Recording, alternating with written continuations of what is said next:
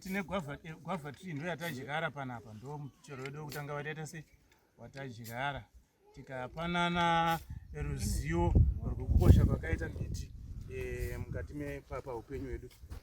Tikapanana zvekare ruzivo maringe nenyaya yekuti miti ino yakakosherei muupenyu hwedu.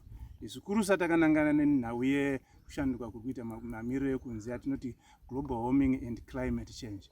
Miti inotibatsira semichero, miti inotibatsira semishonga, miti inotibatsira semacarbon sinkers panyaya yekushanduka kuita mamiriro ekunze. Kana tichitaura nyaya yecarbon sinking, tikutaura nyaya yekuneutralize the carbon content iri kubva muair pollution iri mudenga.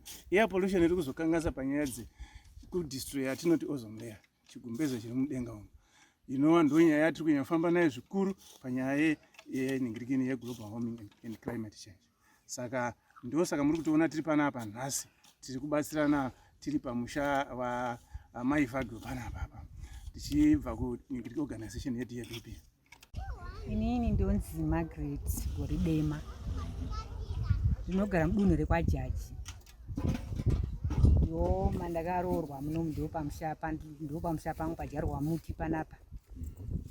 Saka zuva ranhasi ndongorifarira nemuti yadyarwa panapa, kuti miti kana yadyarwa tigowana zvatinowana pakati pemuti zvakawanda wanda. Tinowana zvekudya zvakanaka zvinotipa utano, tigowana zvakare zvekuti ukanga wakura ukaita mapazi akawanda tinowana zvakare huni ipapo, tinowana zvakare kufema mweya wakanaka. Inotibatsira zvakare miti mishonga, inotibatsira zvakawanda pakati pemiri wedu, kungoita utano hwakanaka pakati pemiri wedu pakati tashandisa michero yedu yadyarwa zuva ranhasi. Magwavha anotibatsirawo zvakawanda, kana tikaita flu tikakosora tinotema mashizha achona tichingobika tonwa, mushonga wekuti inotibatsira paflu. Tigoti zvakare makotapeya mushonga unokurudzirwa BP, ende tinodya futi utano hwakanaka hunoita kuti tikure zvakanaka, kana vana vakure zvakanaka pane makotapeya.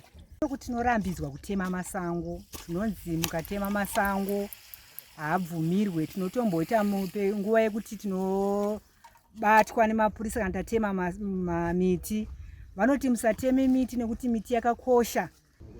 Vanhu vari kutema miti, saka iye varikutomboya vachidyara, vachifundisa vanhu kudyara vari right, nokuti vanhu vazhinji vari kutema miti.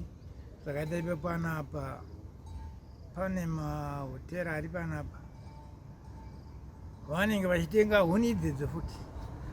Saka vanhu vakuita bhizinesi rokutengesa miti.